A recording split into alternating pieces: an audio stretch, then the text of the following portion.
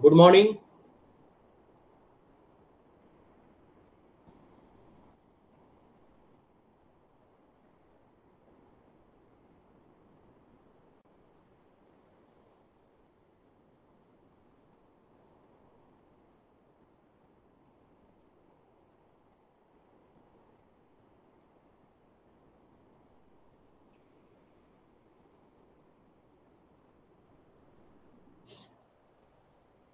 Good morning to all of you and welcome to Combat 5 practice course on polity demo class 1. তো আমরা August মান্থে আমরা তিনটে demo class করব 12 তারিখ 19 তারিখ এবং হচ্ছে 26 তারিখ। আর আমাদের এই কোর্সের যে মূল ক্লাস সেই মূল ক্লাস আমাদের শুরু হবে হচ্ছে 4 সেপ্টেম্বর থেকে। ক্লাস হবে হচ্ছে টুইসডে এবং ফ্রাইডে সকাল 9টা থেকে। তো এখানে ক্লাসগুলো কিভাবে হবে, যারা তোমরা অলরেডি আমার প্র্যাকটিস কোর্সে আছো তাদের তো আলাদা করে বলার দরকার নেই, কিন্তু যারা নতুন জয়েন করব ভাবছো তাদের জন্য এই ডেমো ক্লাস তো হবে হচ্ছে 12 তারিখ 19 তারিখ এবং হচ্ছে 26 তারিখ অগস্টে। তো লাইভ প্র্যাকটিস ক্লাস, এখানে আমি আলোচনা করব এমসিকিউ লাইভ ক্লাসের মাধ্যমে। টপিক ওয়াইজ থাকবে, মিক্স থাকবে এবং একটা সেশন অনুযায়ী হচ্ছে ক্লাসগুলো হবে। মানে ফার্স্ট সেশন হয়তো মিক্সড হলো, সেকেন্ড সেশন হয়তো টপিক হলো, থার্ড সেশন হয়তো পিওয়াইকিউ হলো। ঠিক এইভাবে হচ্ছে ভাগে ভাগে হচ্ছে আমরা একটা বছর ধরে এই প্র্যাকটিস কোর্স হচ্ছে আমরা করব। ঠিক আছে? তো comeback 5 practice course on polity all এক্সামকে টার্গেট করে, ডব্লিউবিসিএস হোক, এসএসসি হোক, রেল হোক, সমস্ত এক্সামকে টার্গেট করে এই হচ্ছে প্র্যাকটিস কোর্স। তো আমি আবারও বলছি, যারা অলরেডি আমার প্র্যাকটিস কোর্সে আছো কমব্যাক 3, কমব্যাক 4 বা তারও আগে, তারা জানো যে কিভাবে এই প্র্যাকটিস কোর্সগুলো আমার চলে, ক্লাস কিভাবে হয়। তো তাদেরকে আলাদা করে মনে হয় না আমার বলার কিছু প্রয়োজন আছে, কিন্তু যারা নতুন, যারা জানো না, তাদের জন্য হচ্ছে এই ডেমো ক্লাস। এই ডেমো ক্লাস দেখলে তোমরা বুঝতে পারবে যে অ্যাকচুয়ালি এই প্র্যাকটিস কোর্স একটা বছর ধরে কিভাবে চলবে। ঠিক আছে? তো ক্লাস হবে হচ্ছে টুইসডে ফ্রাইডে সকাল 9টা থেকে। আর ওই যে বললাম যে এখানে সমস্ত এক্সামকে টার্গেট করেই হচ্ছে ক্লাস দেওয়া হবে। এখানে টপিক ওয়াইজ প্র্যাকটিস থাকবে, মিক্স থাকবে, ইজি থাকবে, অ্যাডভান্স লেভেল থাকবে। ডব্লিউবিসিএস মেন এক্সামকে টার্গেট করেও প্র্যাকটিস কোর্স হচ্ছে এখানে থাকবে। ঠিক আছে? তো চলো শুরু করা যাক আজকের আমাদের ক্লাস। বেশ কয়েকটা প্রশ্ন আজকে আমি তোমাদের সাথে আলোচনা করব। টোটাল 15টা প্রশ্ন আজকে আমি তোমাদের সাথে আলোচনা করব। ঠিক আছে? আর তোমরা উত্তর দেবে, উত্তর দেওয়ার চেষ্টা করবে এবং প্রত্যেকটা প্রশ্নের সঠিক উত্তর ব্যাখ্যা যেভাবে হচ্ছে আমি দিয়ে থাকি সেইভাবে দিতে থাকবো। তো তোমরা যারা এই প্র্যাকটিস কোর্সে জয়েন করেছো, তো 4 সেপ্টেম্বর থেকে আমাদের ক্লাস স্টার্ট হবে। আর যারা এখনো পর্যন্ত জয়েন করোনি তারা জয়েন করে যেতে পারো। আমাদের মূল যে ক্লাস সেই ক্লাস কিন্তু স্টার্ট হবে হচ্ছে 4 সেপ্টেম্বর থেকে। ঠিক আছে? তো চলো শুরু করছি। দেখো প্রথম প্রশ্ন, সব রকমের প্রশ্নই আমি এখানে রেখেছি, সোজা রেখেছি, ঠিক আছে, একটু কঠিন রেখেছি, একটুখানি মডারেট রেখেছি। তো প্রথম দেখো প্রশ্ন কি বলছে, in which of the following case supreme court rule that no religious prescribes no religion prescribes that prayers should be performed by disturbing peace of others, nor does it preach that they should be through voice amplifiers or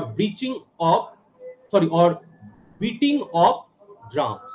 আমি আবারও বলছি, in which of the following case Supreme Court ruled that no religion prescribed that prayers should be performed by disturbing the peace of others, nor does it preach that they should be through voice amplifiers or beating of drums. মানে সোজা কথায় supreme court যেটা বলছে যে আমরা যে প্রার্থনা করব, এই প্রার্থনা করার কারণে আমরা কাউকে ডিস্টার্ব করব না। কোন রিলিজিয়ান এই রাইটটা দেয় না যে কাউকে ডিস্টার্ব করা, ড্রাম বাজিয়ে হোক বা মাইক বাজিয়ে হোক, ঠিক আছে, কাউকে ডিস্টার্ব করা যাবে না। তো কোন কেসে সুপ্রিম কোর্ট এই রায়টা দিচ্ছে? ঠিক আছে, অপশন দেখো, এতে রয়েছে church of God in India versus KKR majestic colony welfare association, Rustom Cavasjee Cooper versus Union of India, Shakir Ahmed versus state of Uttar Pradesh. ঠিক আছে, তো আমি পোল দিচ্ছি, পোল ইউজ করে হচ্ছে অ্যান্সার করবে।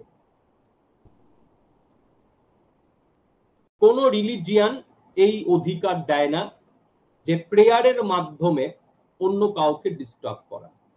ঠিক আছে, মানে দেখা যাচ্ছে প্রেয়ার মাইকের মাধ্যমে হাই ভলিউম দিয়ে হচ্ছে বা ড্রাম বাজিয়ে হচ্ছে, হোয়াট এভার, মানে নয়েজ পলিউশন যেটাকে আমরা বলি, তো সেইভাবে প্রেয়ার করার অধিকার কোন ধর্ম কাউকে দেয় না। No religion prescribe that prayer should be performed by disturbing the peace of others. ওকে, তো কোন কেসে সুপ্রিম কোর্ট এই রায়টা দিচ্ছে?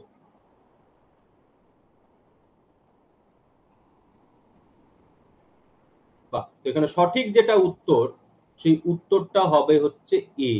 আমি দেখতে পাচ্ছি তোমরা যারা ক্লাসে আছো মোটামুটি প্রত্যেকেই সঠিক উত্তর করেছো, খুব ভালো লাগলো। যে আমি ভেবেছিলাম যে এই প্রশ্নের উত্তর হয়তো কেউ হয়তো সঠিক করতে পারবে না, কিন্তু আমি দেখতে পাচ্ছি যে অনেকেই তোমরা সঠিক উত্তর করেছো।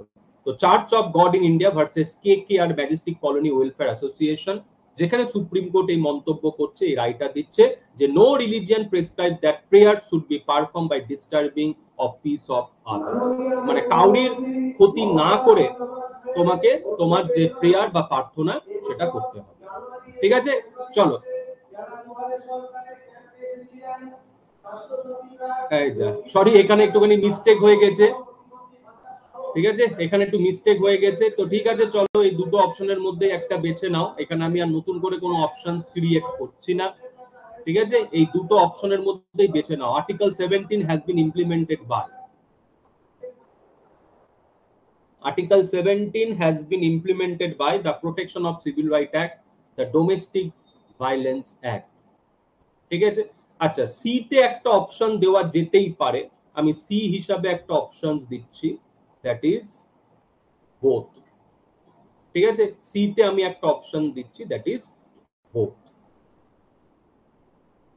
চলো অ্যান্সার করো।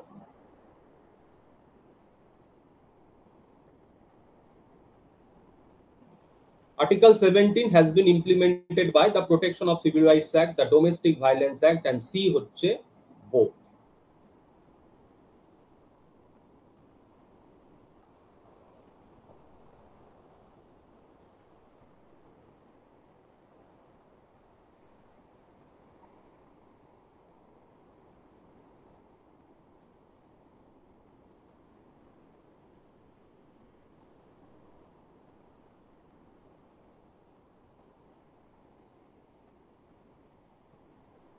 আচ্ছা চলো, এখানে সঠিক যেটা উত্তর, সেই উত্তর হবে protection of civil rights act. Article 17 এখানে কি বলা রয়েছে? Abolition of untouchability.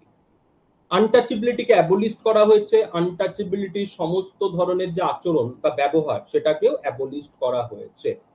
এবং আর্টিকেল 17 বলা হয়েছে যে আনটাচেবিলিটি হচ্ছে পানিশেবল অফেন্স, শাস্তিযোগ্য অপরাধ। এবং এই যে শাস্তি বা শাস্তির যে আইন, সেটা করবে হচ্ছে পার্লামেন্ট। তাহলে আর্টিকেল 17 যেখানে আনটাচেবিলিটিকে অ্যাবলিশ করা হয়েছে, আনটাচেবিলিটির সমস্ত প্র্যাকটিসকে অ্যাবলিশ করা হয়েছে, সমস্ত ধরনকে অ্যাবলিশ করা হয়েছে, এবং বলা হচ্ছে যে আনটাচেবিলিটি হচ্ছে পানিশেবল অফেন্স। ঠিক আছে, এই অপরাধ যদি কেউ করে তাহলে তাকে শাস্তি পেতে হবে। তো শাস্তির আইন কি হবে বা শাস্তি কি হবে, সেটা পার্লামেন্ট কি করবে, আইন করে ঠিক করবে। তো পার্লামেন্ট সেই আইনটা করলো 1955 সালে, এবং সেই আইনটার নাম ছিল হচ্ছে আনটাচেবিলিটি অফেন্স অ্যাক্ট। বাট 1976 এ এই আইনটা অ্যামেন্ডেড হয়ে নাম পরিবর্তন হলো সিভিল রাইট প্রোটেকশন। ঠিক আছে, তো এখানে অ্যান্সারটা হচ্ছে এ।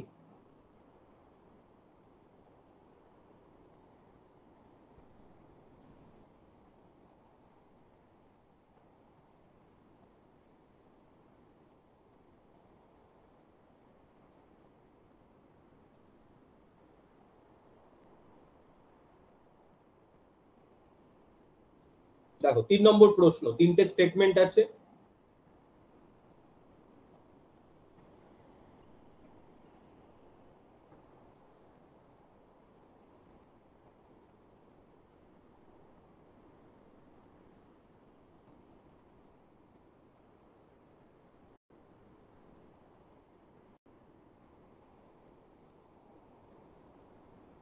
আচ্ছা পোল দিয়েছি,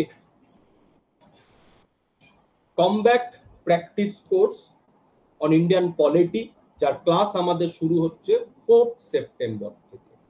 আমরা 3টে ডেমো ক্লাস করব অগস্ট মান্থে, 12 তারিখ মানে আজকে করছি, 19 তারিখ এবং 26 তারিখ। একটা বছরের জন্য এই প্র্যাকটিস কোর্স, যেখানে আমরা সমস্ত এক্সামকে টার্গেট করব এবং সমস্ত ধরনের প্রশ্ন আমরা হচ্ছে সলভ করব, ইজি, মডারেট, হার্ড, প্রত্যেক রকমের। ডব্লিউবিসিএস প্রিলিমিনারি কেও টার্গেট করব, ডব্লিউবিসিএস মেন এক্সাম কেও টার্গেট করব, এছাড়া এসএসসি, রেল, পুলিশ, যা যা এক্সাম রয়েছে মোটামুটি সমস্ত এক্সামকে টার্গেট করে এই যে প্র্যাকটিস কোর্স আমাদের চলবে 1 বছর ধরে।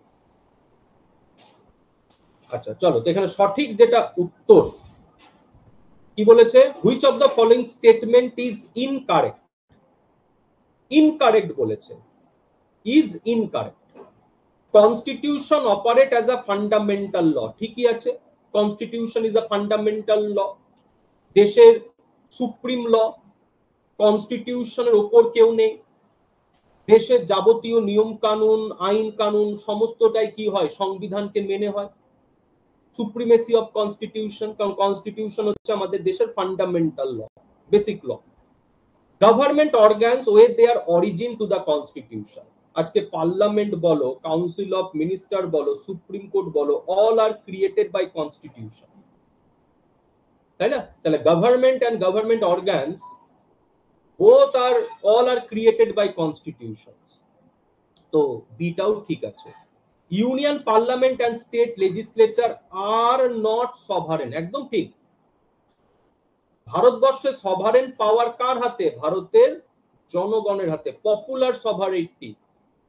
পার্লামেন্ট সভারেন নয়, স্টেট লেজিসলেচার সভারেন নয়। আজকে পার্লামেন্ট যদি সভারেন হতো তাহলে পার্লামেন্টের একটা আইন আজকে সুপ্রিম কোর্ট বাতিল করতে পারতো না আনকনস্টিটিউশনালিটির গ্রাউন্ডে। কিন্তু আমরা কি জানি যে পার্লামেন্টের কোন আইন যদি সংবিধান বিরোধী হয় তো কোর্ট সেটাকে বাতিল করে থাকে। তাহলে পার্লামেন্ট যদি সভারেন হতো, স্টেট লেজিসলেচার যদি সভারেন হতো, তাহলে আজকে কোর্টের হাতে এই ক্ষমতা থাকতো না যে কোর্ট পার্লামেন্টের একটা আইনকে বলবে আনকনস্টিটিউশনাল। কারণ ভারতবর্ষে সভারেন পাওয়ার দেওয়া হয়েছে ভারতের জনগণকে, পপুলার সভারেন্টি। ঠিক আছে, তো এখানে সি এই স্টেটমেন্টটাও কিন্তু correct, parliament and state legislature are not sovereign. কি বলা ছিল, ইনকারেক্ট, তো অ্যান্সার হচ্ছে নান, কারণ তিনটেই হচ্ছে কারেক্ট। ঠিক আছে, ক্লিয়ার? দেখো কাউরির যদি কোথাও কোনো প্রশ্ন থাকে তো আমাকে করতে পারো।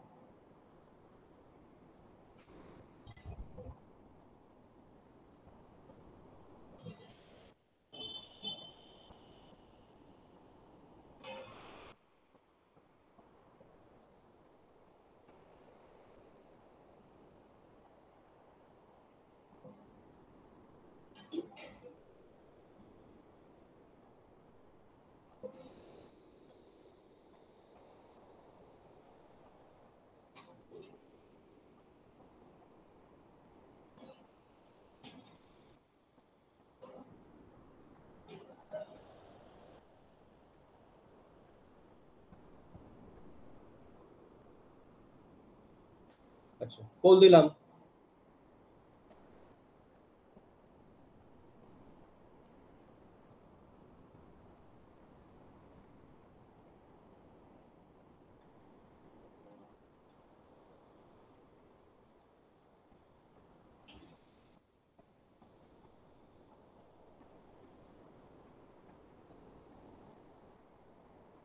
দেখো টোটাল 15টা প্রশ্ন আছে।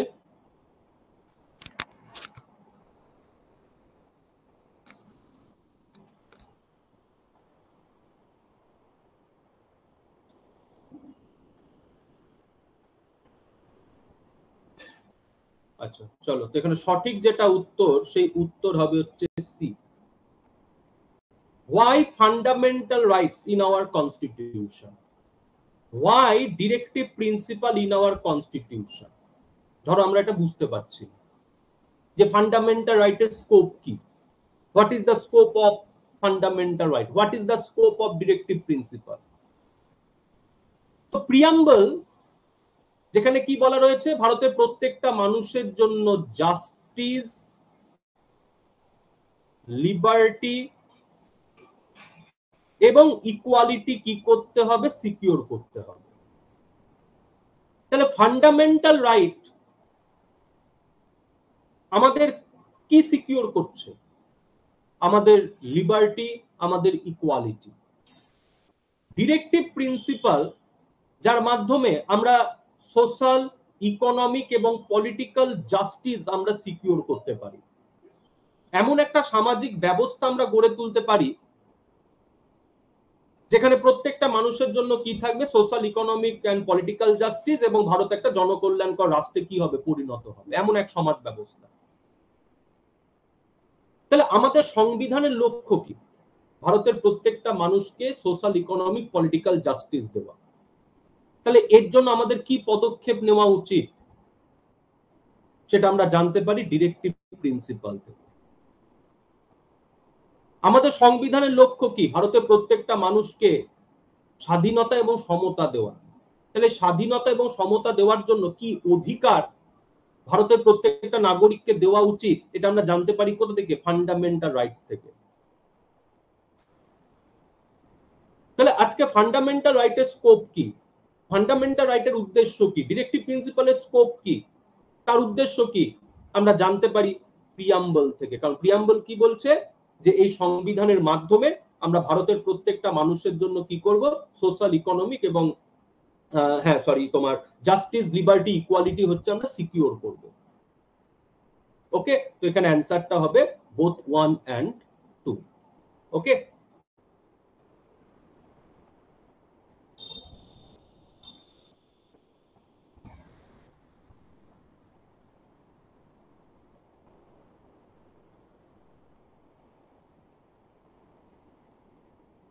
in which of the following case Supreme Court declared that Article 1 does not confer power to acquire foreign territories? বলছে আর্টিকেল 1 ভারতবর্ষকে ক্ষমতা দেয় না যে ভারতবর্ষ কোনো ফরেন টেরিটরি অ্যাকোয়ার করতে পারবে। আর্টিকেল 1 এরকম কোনো ক্ষমতার উৎস নয়। কোন কেসে সুপ্রিম কোর্ট এই রায়টা দিচ্ছে?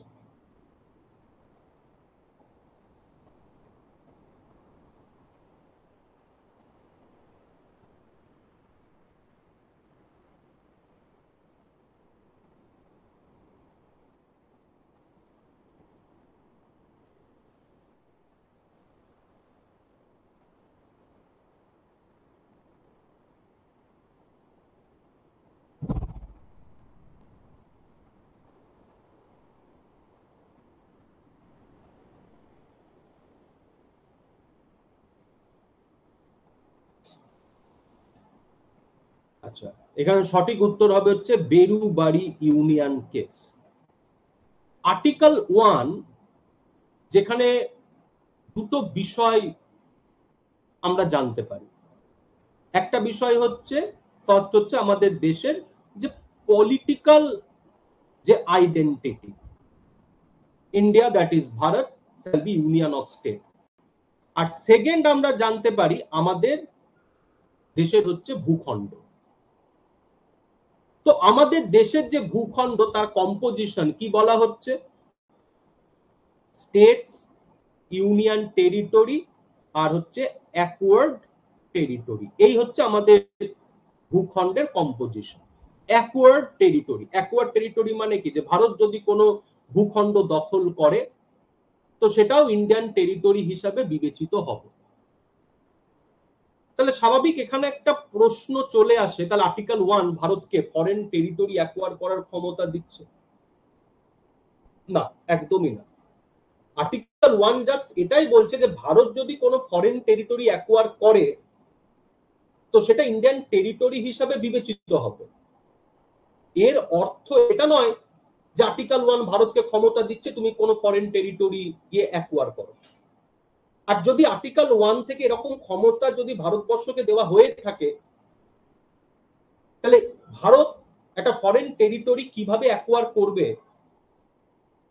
তো সেটাও বলা থাকবে, সেই ম্যানার, সেই প্রসেসও বলা থাকবে, বাট সেটা তো নেই।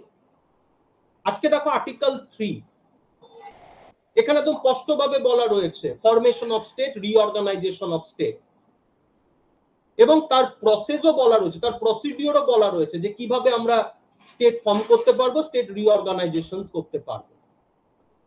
তাহলে আর্টিকেল 1 যদি ভারতবর্ষকে এরকম ক্ষমতা দেয় যে ভারত ফরেন টেরিটরি অ্যাকোয়ার করবে, তাহলে তার প্রসিডিওরও আর্টিকেল 1 এ বলা থাকবে।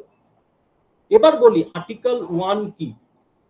ভারতবর্ষের কোন আর্টিকেলে এরকম কোন প্রভিশনস নেই, এরকম কোন প্রসিডিওরের উল্লেখ নেই যে ভারত কিভাবে একটা ফরেন টেরিটরি অ্যাকোয়ার করবে, আমাদের সংবিধানে কোথাও নেই। কিন্তু ভারত অতীতে এক থেকে একাধিক ফরেন টেরিটরি অ্যাকোয়ার করেছে। তাহলে সেগুলো কিভাবে করেছে? সেগুলো করেছে আন্তর্জাতিক আইন অনুযায়ী। বর্তমান বিশ্বে একটা সার্বভৌম রাষ্ট্র, একটা গণতান্ত্রিক রাষ্ট্র আন্তর্জাতিক নিয়ম কানুন মেনে একটা ফরেন টেরিটরি অ্যাকোয়ার করতেই পারে। আজকে যদি আমরা দেখি যে পুডুচেরি ফরেন টেরিটরি ছিল, ভারত অ্যাকোয়ার করেছে কিভাবে? চুক্তির মাধ্যমে, এগ্রিমেন্টের মাধ্যমে, ট্রিটির মাধ্যমে, যেটা আন্তর্জাতিকভাবে স্বীকৃত। তাহলে এইভাবে আন্তর্জাতিক নিয়ম কানুন মেনে একটা সার্বভৌম গণতান্ত্রিক রাষ্ট্র একটা ফরেন টেরিটরি অ্যাকোয়ার করতেই পারে। তো এখানে ভাবার কারণ নেই যে আর্টিকেল 1 ভারতকে ফরেন টেরিটরি অ্যাকোয়ার করার ক্ষমতা দিচ্ছে। আর্টিকেল 1 জাস্ট এটাই বলছে যে ভারত যদি কোনো ফরেন টেরিটরি অ্যাকোয়ার করে তো সেটা ইন্ডিয়ান টেরিটরি হিসাবে বিবেচিত হবে। ঠিক আছে, ক্লিয়ার? তো এখানে অ্যান্সারটা হচ্ছে বি।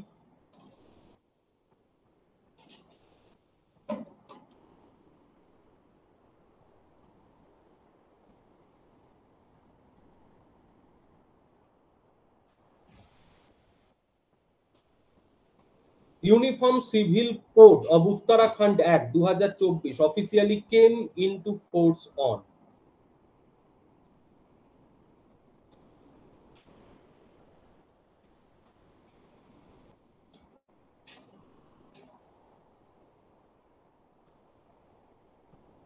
দেখি কতজন সঠিক উত্তর করতে পারছো।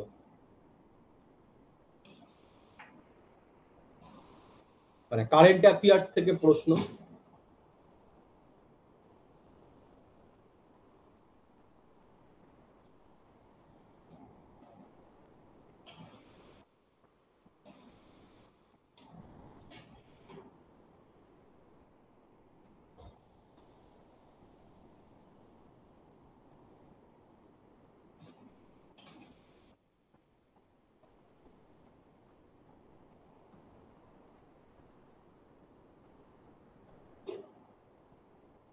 ওকে, এখানে সঠিক উত্তর হবে হচ্ছে 27 জানুয়ারি 2025 এই আইনটা কি হচ্ছে কার্যকর হচ্ছে, উত্তরাখণ্ডের uniform civil code act.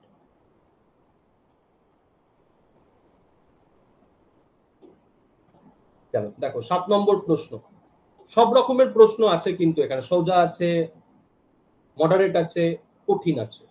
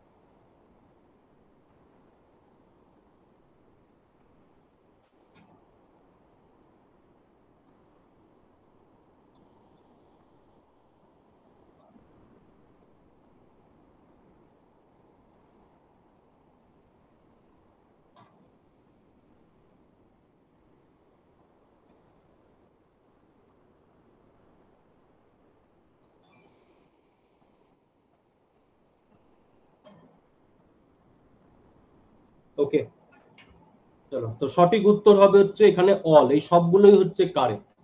Supreme court এবং হাইকোর্টের জাজ অ্যাপয়েন্টমেন্টের ক্ষেত্রে চিফ জাস্টিসের ওপিনিয়নকে কি করা হবে? অগ্রাধিকার দেওয়া হবে। চিফ জাস্টিসের ওপিনিয়ন না নিয়ে সুপ্রিম কোর্ট হাইকোর্টের জাজ অ্যাপয়েন্ট হবে না। 1993 তে সুপ্রিম কোর্ট সেকেন্ড জাজেস কেসে একদম স্পষ্ট করে দিচ্ছে যে চিফ জাস্টিস অফ ইন্ডিয়ার ওপিনিয়ন নিতেই হবে। সুপ্রিম কোর্ট এবং হাইকোর্টের জাজ অ্যাপয়েন্টমেন্টের ক্ষেত্রে বলা রয়েছে যে চিফ জাস্টিস অফ ইন্ডিয়ার সাথে কনসাল্ট করতে হবে। তাহলে এই যে কনসাল্ট করা, এই কনসাল্ট করাটা কিন্তু হচ্ছে বাধ্যতামূলক। চিফ জাস্টিস অফ ইন্ডিয়ার সাথে কনসাল্ট না করে সুপ্রিম কোর্ট হাইকোর্টের জাজেস অ্যাপয়েন্ট করা যাবে না। এবং এই যে সেকেন্ড জাজেস কেস, যে কেসেই সুপ্রিম কোর্ট অ্যানাউন্স করলো কলেজিয়াম সিস্টেম, যে এই যে চিফ জাস্টিস অফ ইন্ডিয়ার যে ওপিনিয়ন, এটা চিফ জাস্টিস অফ ইন্ডিয়ার ব্যক্তিগত বা একার ওপিনিয়ন হবে না, যেখানে চিফ জাস্টিস অফ ইন্ডিয়া আরো কয়েকজন বিচারপতির সাথে কনসাল্ট করবে এবং কনসাল্ট করে জাজেস অ্যাপয়েন্টমেন্টের ক্ষেত্রে প্রেসিডেন্টকে রেকমেন্ড করবে, কলেজিয়াম সিস্টেম। ঠিক আছে, তো ফার্স্ট যে স্টেটমেন্ট, সেই স্টেটমেন্টটা correct. Court can not direct legislature to enact particular kinds of law, না, বলতে পারে না। আমরা সেপারেশন অফ পাওয়ারে হচ্ছে আমরা বিলং করি, সেপারেশন অফ পাওয়ার, যেখানে আজকে লেজিসলেচার কোর্টের কাজে ইন্টারফেয়ার করবে না, কোর্ট লেজিসলেচারের কাজে ইন্টারফেয়ার করবে না। তাই আজকে কোর্ট এরকম ডিরেকশন দিতে পারে না লেজিসলেচারকে যে তুমি এই আইন করো। ঠিক একই রকম যদি আমি এটা এক্সাম্পল দিই, এই যে তোমার ধরো সেম সেক্স ম্যারেজ, যেখানে সুপ্রিম কোর্ট কি বলেছে যে সেম সেক্স ম্যারেজ ভারতবর্ষে ভ্যালিড হবে কি হবে না, লিগাল হবে কি হবে না, এটা পার্লামেন্ট ডিসাইড করবে, এটা সুপ্রিম কোর্টের এখতিয়ারের মধ্যে পড়ে না, কারণ এটা হচ্ছে পলিসি ম্যাটার। তাহলে ভারতবর্ষে কি আইন হবে আর কি আইন হবে না, এটা পার্লামেন্ট সিদ্ধান্ত নেবে, এটা কোর্টের এখতিয়ারের মধ্যে পড়ে না, বা কোর্ট এরকম ডিরেকশন দিতে পারে না। তার জন্য দেখবে সেম সেক্স ম্যারেজ যে কেসটা সুপ্রিম কোর্টে বিচারাধীন রয়েছে, সেখানে সুপ্রিম কোর্ট কিন্তু স্পষ্ট বলেছে যে ভারতবর্ষে সেম সেক্স ম্যারেজ লিগাল হবে কি হবে না, এটা পার্লামেন্টের ব্যাপার, পার্লামেন্ট সে আইন করবে, এখানে কোর্টের কোনো এখতিয়ার নেই। ঠিক একই রকম ভাবে prohibition of slaughter of cows, buffaloes and horse can not be imposed by state, কারণ কি এটা হচ্ছে পলিসি ম্যাটার। যদি আমি বলি আর্টিকেল 48 ডিরেক্টিভ প্রিন্সিপাল, তাহলে ডিরেক্টিভ প্রিন্সিপাল কি enforceable by court? Directive principle enforceable by court. তাহলে আজকে কাউ স্লটারিং প্রহিবিট করা বা এনিম্যাল স্লটারিং প্রহিবিট করা, সেই যে পলিসি, সেই পলিসি নেবে কে? গভর্নমেন্ট। এখানে কোর্ট গভর্নমেন্টকে বাধ্য করতে পারে, ইম্পোজ করতে পারে গভর্নমেন্টের উপর কোনো ডিরেকশন? নো, কারণ পলিসি ম্যাটার, ডিরেক্টিভ প্রিন্সিপাল। তো সেই ক্ষেত্রে যদি আমি বলি এই সবগুলোই হচ্ছে কি কারেক্ট। ওকে,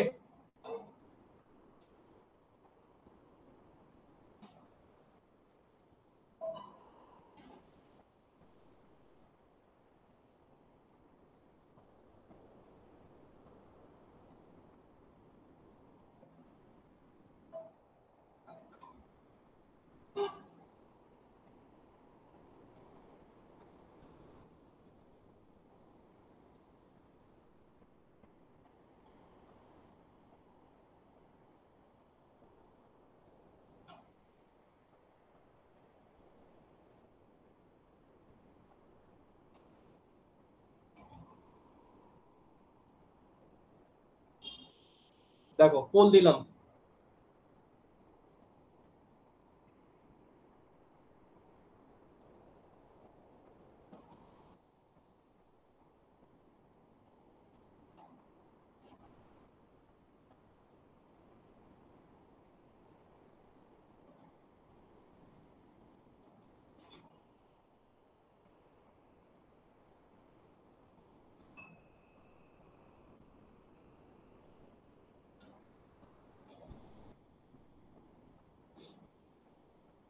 আচ্ছা, এখানে সঠিক উত্তর হবে হচ্ছে 2, কারেক্ট।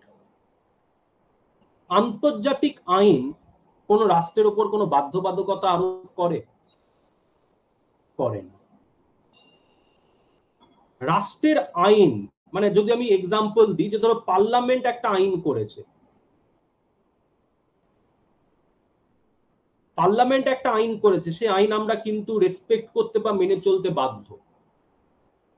আজকে পার্লামেন্টের একটা আইন সংবিধান সম্মত না সংবিধান বিরোধী এটা দেখা হয় না পার্লামেন্টের একটা আইন আন্তর্জাতিক আইনের সাথে সামঞ্জস্যপূর্ণ নাকি বিরোধী। কারণ আন্তর্জাতিক আইনের কিন্তু কোনো বাধ্যবাধকতা নেই, কোন দেশ আন্তর্জাতিক আইন নাও মানতে পারে। তাহলে আজকে আমাদের ভারতবর্ষের এক্সাম্পল দিয়েই যদি আমি বলি যে আজকে পার্লামেন্টের একটা আইনের ভ্যালিডিটি এক্সামাইন হয় এই গ্রাউন্ডে যে সেটা সংবিধান সম্মত নাকি সংবিধান বিরোধী। পার্লামেন্টের একটা আইনকে কনস্টিটিউশনকে রেসপেক্ট করতে হবে, কোথাও বলা নেই যে ইন্টারন্যাশনাল ল কে রেসপেক্ট করতে হবে। ঠিক আছে, তাহলে ফার্স্ট যে স্টেটমেন্ট, এই স্টেটমেন্টটা ইনকারেক্ট। আজকে ন্যাশনাল ল যদি ইন্টারন্যাশনাল ল এর এগেইনস্টে হয় সেই কারণে ন্যাশনাল লটা বাতিল হবে না। ওকে, আর আমাদের ভারতবর্ষের ক্ষেত্রে আমাদের সংবিধানে আর্টিকেল 253 যেখানে পার্লামেন্টকে ক্ষমতা দেওয়া হচ্ছে যে পার্লামেন্ট কি করতে পারে, আইন করে একটা ইন্টারন্যাশনাল ট্রিটি বা এগ্রিমেন্ট ইমপ্লিমেন্ট করতে পারে। ঠিক আছে, তো আর্টিকেল 253 পার্লামেন্টকে ক্ষমতা দেওয়া রয়েছে যে পার্লামেন্ট আইন করে ইন্টারন্যাশনাল ট্রিটি বা এগ্রিমেন্ট ইমপ্লিমেন্ট করতে পারে। তো সেই ক্ষেত্রে সেকেন্ড যে স্টেটমেন্ট, এই স্টেটমেন্টটা হচ্ছে কারেক্ট, কারণ এখানে বলেছে কারেক্ট স্টেটমেন্ট। ওকে,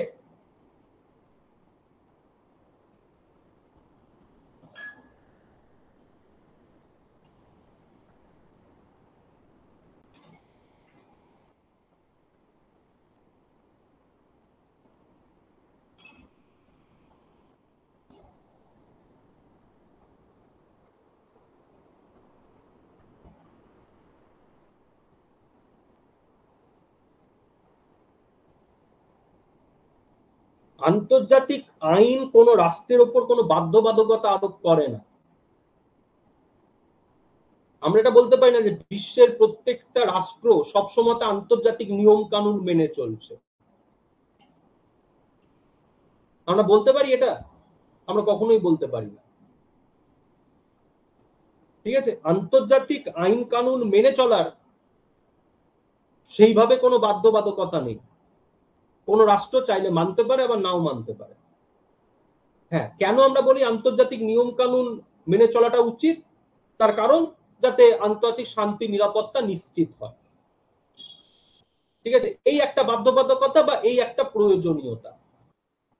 তো সেই ক্ষেত্রে কোন রাষ্ট্র যদি আন্তর্জাতিক নিয়ম কানুন না মেনে চলে তার ফলে কি হয়, একটা সংঘাত বা একটা সমস্যার বা আঞ্চলিক অস্থিরতার সৃষ্টি হয়, তৈরি হয়, যুদ্ধ সংঘাতের পরিস্থিতি তৈরি হয়। এই কারণে আন্তর্জাতিক নিয়ম কানুন রাষ্ট্রগুলো মেনে চলে। কিন্তু কোন রাষ্ট্র যদি না মেনে চলে তো সেই রাষ্ট্রের ওপর কোন শাস্তিমূলক পদক্ষেপ নেওয়ার সেইভাবে কিন্তু কোনো মেকানিজম নেই।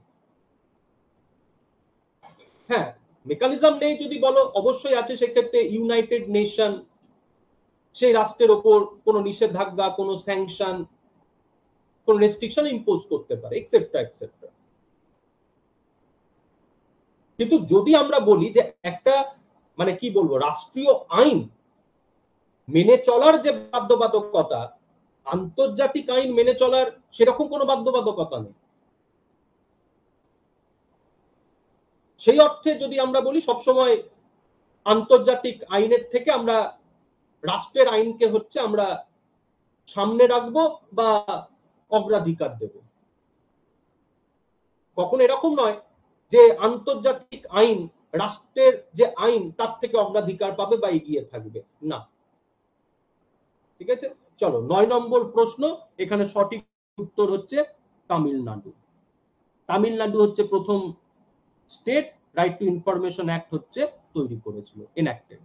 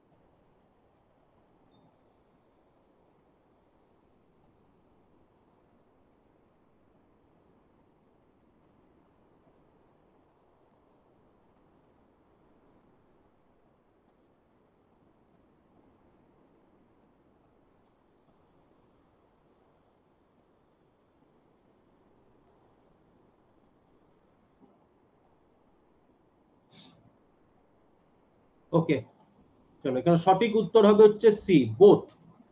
আর্টিকেল 137 যেখানে সুপ্রিম কোর্টকে ক্ষমতা দেওয়া রয়েছে তার জাজমেন্ট হচ্ছে রিভিউ করা, কিন্তু এখানে কোনো লিমিটেশন হচ্ছে দেওয়া নেই। জাস্ট এটাই বলা হচ্ছে যে সুপ্রিম কোর্ট তার জাজমেন্ট কি করতে পারবে, রিভিউ করতে পারবে। কিন্তু সুপ্রিম কোর্টের এই ক্ষমতা বিভিন্নভাবে কি হতে পারে, লিমিটেড হতে পারে, সেটা পার্লামেন্টের কোন আইনের দ্বারা বা সুপ্রিম কোর্টের নিজস্ব রুলের দ্বারা। সুপ্রিম কোর্ট রুল করতেই পারে যে 90 দিনের মধ্যে কি করতে হবে, রিভিউ পিটিশনের জন্য আবেদন করতে হবে, রিভিউ পিটিশনের হিয়ারিং এইভাবে হবে।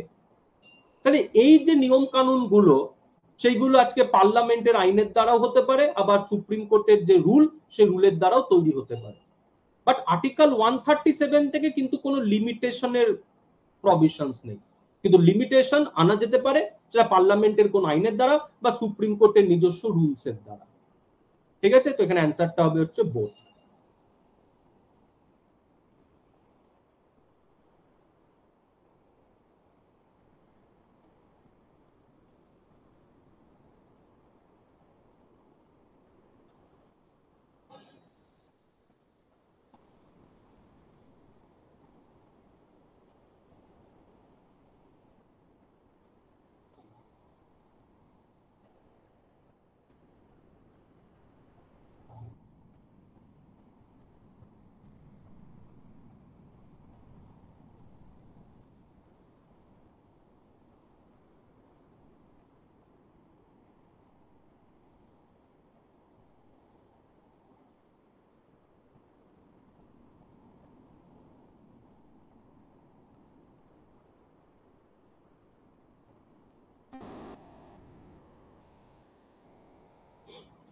আচ্ছা চলো, এখানে অ্যান্সারটা হবে হচ্ছে সি। কি বলছে, which one of the following is not correct about cabinet mission plan, provincial grouping.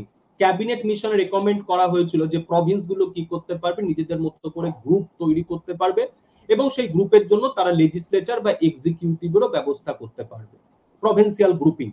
Interim cabinet, ঠিক আছে, ইন্টারিম গভর্নমেন্টের রেকমেন্ডেশনস করা হয়েছিল, রেকমেন্ডেশনস করা হয়েছিল কনস্টিটিউয়েন্ট অ্যাসেম্বলি।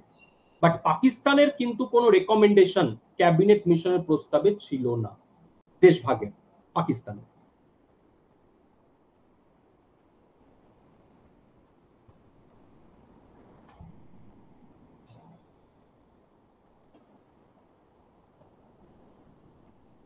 চলো 12 নম্বর প্রশ্ন পোল দিলাম।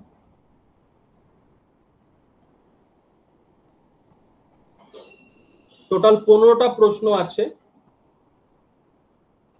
তো আজকে আমরা ডেমো ক্লাস 1 করছি, ডেমো ক্লাস 2 হবে 19 তারিখ, ডেমো ক্লাস 3 হবে হচ্ছে 26 তারিখ। অগস্ট মান্থে আমরা 3টে ডেমো ক্লাস করব। আর আমাদের যে মূল ক্লাস কোর্সের স্টার্ট হবে হচ্ছে 4 সেপ্টেম্বর থেকে। ক্লাস হবে হচ্ছে টুইসডে ফ্রাইডে সকাল 9টা থেকে। 4 সেপ্টেম্বর থেকে আমাদের ক্লাস স্টার্ট হচ্ছে।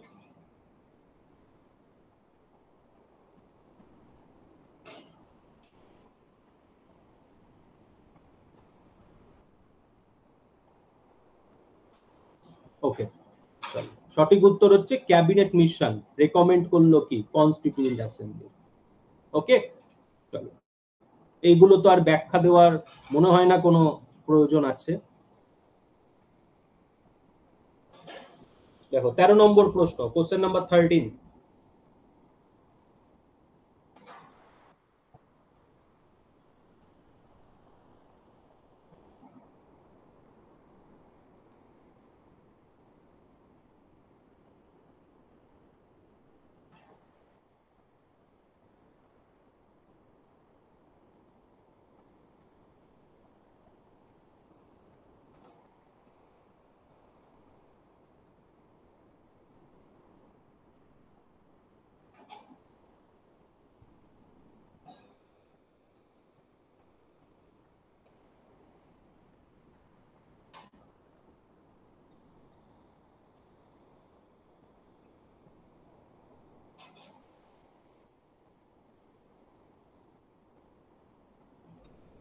ওকে, এখানে সঠিক উত্তর হচ্ছে জিভি মভলঙ্কার।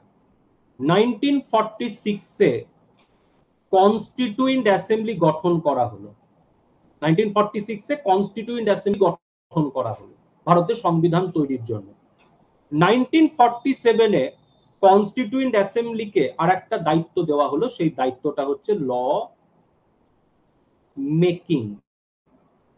তাহলে কনস্টিটিউয়েন্ট অ্যাসেম্বলি দুটো দায়িত্ব পালন করছে 1947 থেকে। একটা হচ্ছে কনস্টিটিউশন মেকিং, যেটা 1946 থেকে রোলটা প্লে করছে, 1947 আর একটা বাড়তি দেওয়ার দায়িত্ব দেওয়া হলো, দ্যাট ইজ ল মেকিং। তাহলে এই যে ডুয়াল রোল, এই dual role constituent assembly perform করছে 1947 থেকে। তো কনস্টিটিউয়েন্ট অ্যাসেম্বলি যখন কনস্টিটিউশন মেকিং বডি হিসাবে যখন মিট করবে, তখন সেই মিটিং গুলো প্রিসাইড করবে ডক্টর রাজেন্দ্র প্রসাদ। আর কনস্টিটিউয়েন্ট অ্যাসেম্বলি যখন ল মেকিং বডি হিসাবে মিট করবে, তখন কনস্টিটিউয়েন্ট অ্যাসেম্বলির যে মিটিং, সেই মিটিং প্রিসাইড করবে হচ্ছে জিভি মাভালাঙ্কার অ্যাজ এ স্পিকার। তাহলে constituent assembly constitution making body হিসাবেও রোল প্লে করছে, আবার ল মেকিং বডি বা লেজিসলেচার হিসাবেও রোল প্লে করছে। এবার কনস্টিটিউয়েন্ট অ্যাসেম্বলি 1950 কি হয়ে গেল? ভারতবর্ষের প্রভিশনাল পার্লামেন্ট। কনস্টিটিউয়েন্ট অ্যাসেম্বলিকে 1950 কনভার্টেড করে দেওয়া হলো প্রভিশনাল পার্লামেন্ট হিসাবে, এবং সেই প্রভিশনাল পার্লামেন্টের স্পিকার হলেন কে? জিভি মাভালাঙ্কার।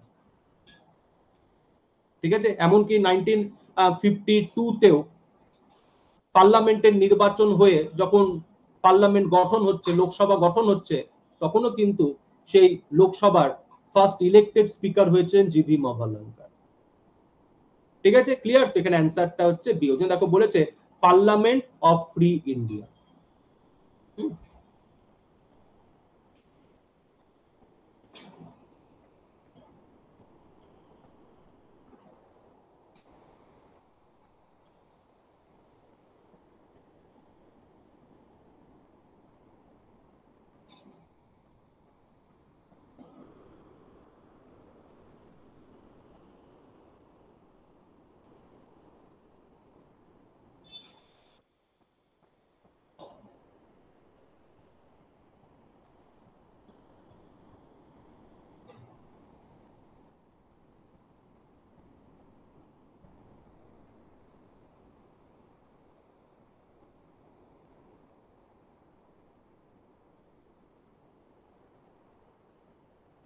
ওকে, অ্যান্সার হচ্ছে সেপ্টেম্বর 1946 ইন্টারিম গভর্নমেন্ট হচ্ছে সেট আপ হচ্ছে।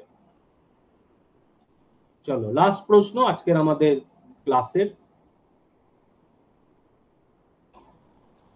ব্রিটিশ গভর্নমেন্ট কবে ডিক্লেয়ার করলো যে ভারতবর্ষে ব্রিটিশ রুল এন্ড হবে জুন 1948?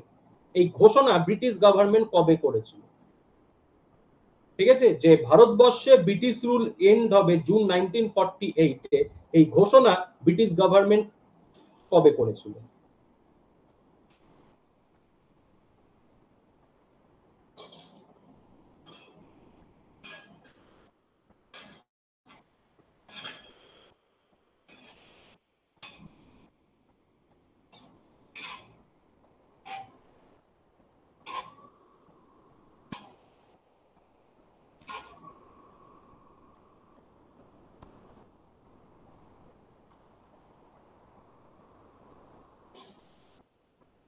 ওকে, অ্যান্সার হচ্ছে ফেব্রুয়ারি 1947 ব্রিটিশ গভর্নমেন্ট ঘোষণা করলো যে ভারতবর্ষে ব্রিটিশ রুল এন্ড হবে জুন 1948 এর মধ্যে।